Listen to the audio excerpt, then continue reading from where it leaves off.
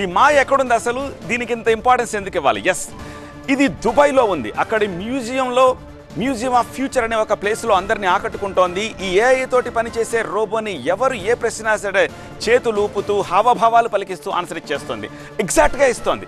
ప్రపంచంలో మీరు ఏ ప్రశ్న అయినా అడిగి చూడండి, ఆన్సర్ చెప్పడానికి క్షణం కూడా ఆలోచించదు ఇది. కానీ ఒక్క ఏపీలో గెలిచేది ఎవరంటే మాత్రం నాకు ఒకవేళ తెలిసినా సరే దాన్ని సీక్రెట్గా ఉంచుతాను అంటోంది. అంటే ఏఐ కూడా అంతు చిక్కని రహస్యం ఈవీఎంలో దాగుందనమాట.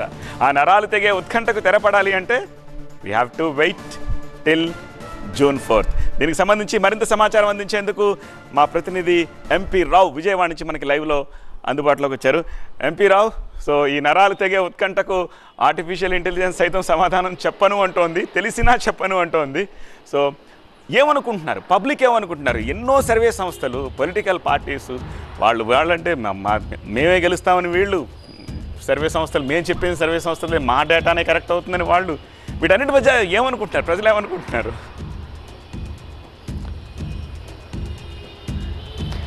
నిజంగానే ఇది గతంలో ఎప్పుడు అటువంటి ఉత్కంఠ, నరాలు తెగే ఉత్కంఠ ఇప్పుడు ఆంధ్రప్రదేశ్లో నెలకొని ఉంది. ఫలితాలు రావడానికి మరొక 8 రోజులు, అంటే వచ్చే మంగళవారం నాడు ఎన్నికల ఫలితాలు వస్తూ ఉంటాయి. అయితే ఈ లోపుగానే అసలు ఏ పార్టీ నగ్గుతుంది అనే దాని మీద ఒక సరైనటువంటి ప్రిడిక్షన్ చేయలేనటువంటి పరిస్థితి. కొన్ని రోజులు కొన్ని సర్వే సంస్థలు వైఎస్ఆర్సీపీ మళ్ళీ అధికారంలోకి వస్తుందని చెప్తూ ఉంటే, మరికొన్ని సర్వే సంస్థలు మాత్రం కూటమి అధికారంలోకి వస్తుంది, ఖచ్చితంగా 110-120 సీట్లతో కూటమి అధికారంలోకి వస్తుంది అంటారు. అంతేకాకుండా సర్వే సంస్థలు పక్కన పెడితే వైఎస్ఆర్సీపీ అయితే ఒక అడుగు ముందుకేసి వైఎస్ఆర్సీపీ మళ్ళీ అధికారంలోకి వస్తుంది. సీఎం జగన్మోహన్ రెడ్డి జూన్ 9న మరోసారి సీఎంగా ప్రమాణ స్వీకారం చేస్తున్నారు, వైజాగ్లో ఏర్పాట్లు చేస్తున్నామని వైఎస్ఆర్సీపీ నేతలు చెప్తున్నారు. టీడీపీ నేతలు కూడా అదే చెప్పుకొస్తున్నారు. సో ఇలాంటిది ఎవరి వాదన వారు చెప్తున్నారు. సర్వే సంస్థల్లో కూడా కొన్ని సర్వే సంస్థలు టీడీపీ అంటూ ఉంటే, మరికొన్ని వైఎస్ఆర్సీపీ అంటూ ఉంటే అందరూ కూడా తలలు పట్టుకుంటున్నటువంటి పరిస్థితి. ఏ పార్టీ అధికారంలోకి వస్తుందని జనరల్గా ఎప్పుడైనా ఎన్నికలు జరిగినాయి అంటే 1 నెల 2 నెలల ముందు దానికి సంబంధించినటువంటి ఒక వేవ్ అనేది ఖచ్చితంగా వస్తూ ఉంటుంది.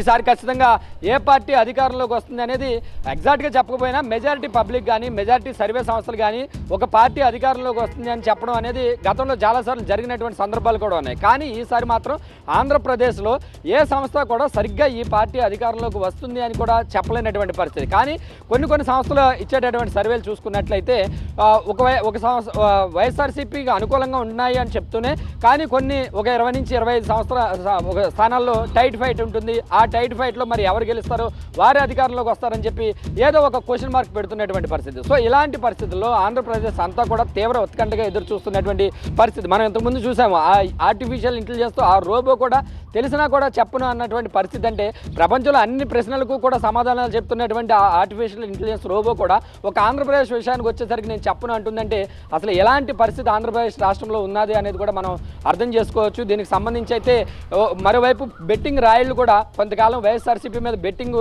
కాస్తున్నటువంటి పరిస్థితి, మరికొంతకాలం అయితే అసలు మళ్ళీ వైఎస్ఆర్సీపీకి రావట్లేదు, తాజా ట్రెండ్స్ కూటమి వైపు ఉన్నాయని చెప్పేసి మళ్ళీ వాళ్ళే ఒకప్పుడు వైసీపీ వస్తుంది అనుకున్న వాళ్ళే మళ్ళీ కూటమి వైపు మొగ్గు చూపుతున్నటువంటి పరిస్థితి. ఒకవైపు ఒకసారి కూటమి వస్తుంది అనుకున్నటువంటి వారే మళ్ళీ వైఎస్ఆర్సీపీ వస్తుందని చెప్పేసి మొగ్గు చూపుతున్నటువంటి పరిస్థితి. ఈ రకమైనటువంటి డైలమా, కొన్నాళ్ళు ఆ పార్టీ అని కొన్నాళ్ళు కూటమి అని చెప్పి ఈ రకమైనటువంటి డైలమా, ఒక డైలమా అంటం కంటే కూడా తీవ్ర కన్ఫ్యూజన్ అయితే రాష్ట్రంలో చోటు చేసుకుందని చెప్పుకోవచ్చు. అటు పార్టీ నాయకులు కూడా ఎటు సరిగ్గా చెప్పలేనటువంటి పరిస్థితి. పైకి మాత్రం మేమే తిరిగి అధికారంలోకి వస్తున్నామని చెప్పేసి ఏ పార్టీకి ఆ పార్టీ చెప్పుకుంటూ వస్తున్నప్పటికీ కూడా స్పష్టంగా ఒక ఖచ్చితంగా మేమే వస్తున్నాము, మళ్ళీ మా గవర్నమెంటే వస్తుంది అని చెప్పుకోలేనటువంటి పరిస్థితి. మరి ఇలాంటి ఉత్కంఠ మధ్య ఈ వచ్చే మంగళవారం జరిగేటటువంటి వచ్చే మంగళవారం ఈ ఫలితాల్లో ఎవరు అధికారం చేజిక్కించుకుంటారు అనేది మాత్రం అయితే ఇంకా సస్పెన్స్గానే మిగిలింది. మరొక వారం రోజులు ఇప్పటికే పోలింగ్ జరిగిపోయి 15 రోజులు అయిపోయింది. అయినప్పటికీ కూడా సరైనటువంటి ప్రిడిక్షన్స్, సరైనటువంటి సర్వే రిపోర్ట్స్ కూడా ఇంతవరకు కూడా ఖచ్చితమైనటువంటి సర్వే రిపోర్ట్స్ అనేవి కూడా ఇంతవరకు కూడా ఏ సర్వే సంస్థ కూడా ఇవ్వలేనటువంటి పరిస్థితి. సో ఇలాంటి పరిస్థితుల్లో ఆంధ్రప్రదేశ్ ప్రజానీకం అంతా కూడా తీవ్ర ఉత్కంఠగా ఫలితాల కోసం ఎదురు చూస్తున్నటువంటి పరిస్థితి ఉంది. ఆల్ రైట్ ఎంపీరావు, ఆల్ రైట్. ఎగ్జిట్ పోల్ తర్వాత అయినా ఈ ఏఐ ఏదైనా సమాధానం చెప్తుందా, అప్పటికీ సీక్రెట్గా ఉంచుతానని చెప్తుందా?